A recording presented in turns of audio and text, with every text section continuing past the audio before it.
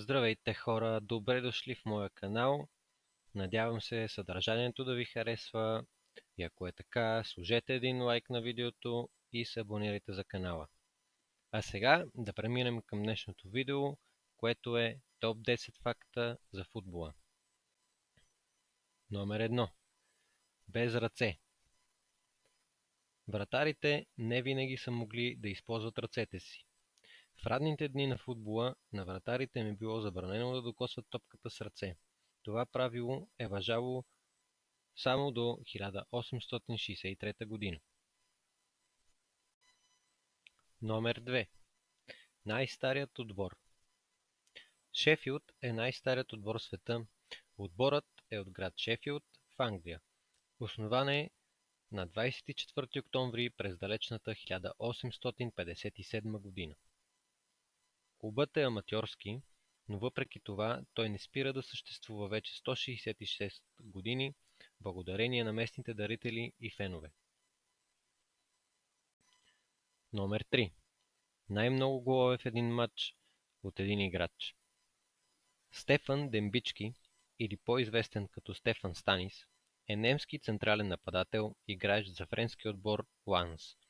През 1942 година неговият отбор се изправя срещу Оби Астури в матч за Купата на Франция. Матчът завършил с невероятния резултат 32-0, а Стефан вкарал цели 16 от тях.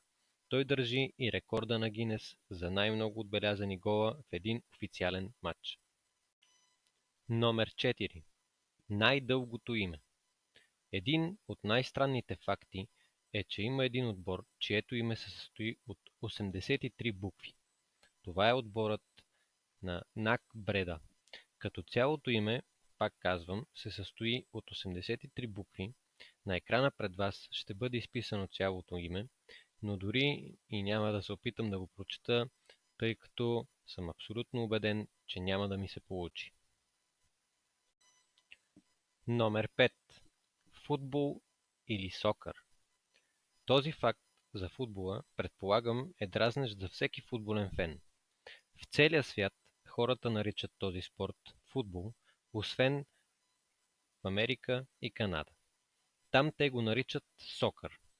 В Америка, ако кажете футбол, хората ще мислят, че говорите за американския футбол, който на практика няма нищо общо с футбола.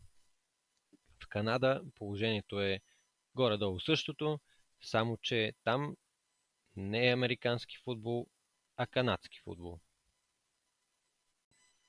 Номер 6. Първият международен матч.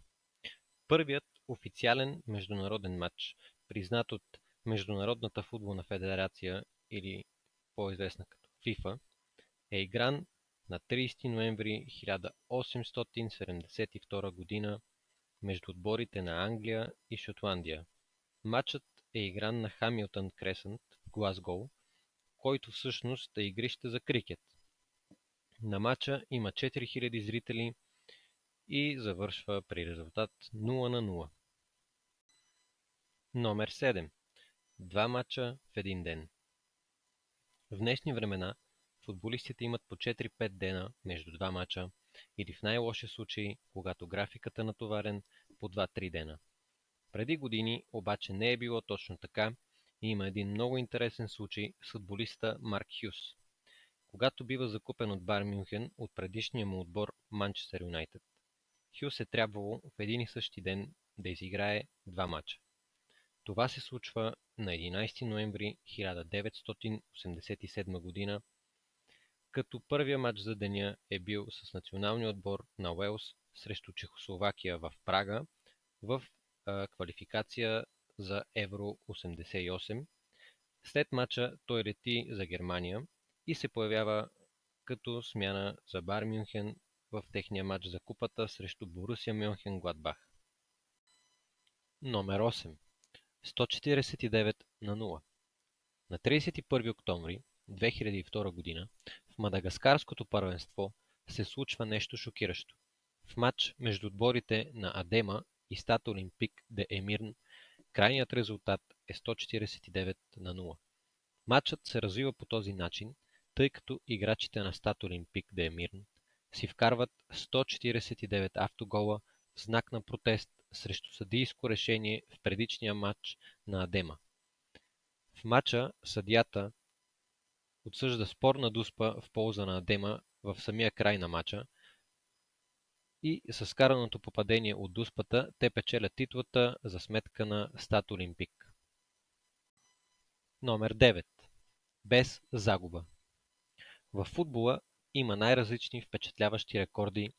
Един от тях, несъмнено, е този на румънския отбор Стяла. В периода от 1986 година до 1989 година румънския грант не допуска нито една загуба в изиграните за този период 106 мача. Това е най-дългият период за един отбор без загуба, признат от УЕФА, като в тези години Стяла печели 5 последователни титли, както и паметната Европейска купа през сезон 1985-86 година. Номер 10. Гол във всяка минута. Последният факт от днешното видео отново е свързан с рекорд. Един футболен матч се играе от две полувремена по 45 минути или общо 90 минути, без да броим продълженията. Има само двама футболиста, които са вкарвали гол във всяка една от тези 90 минути. Това са португалската суперзвезда Кристиано Роналдо и шведската голова машина Златан Ибрахимович. Това е всичко за днес от мен. Надявам се фактите да са ви били интересни и да сте научили нещо ново за този невероятен спорт. Ако е така, не забравяйте да се абонирате за канала и цъкнете камбанката, за да получавате известия.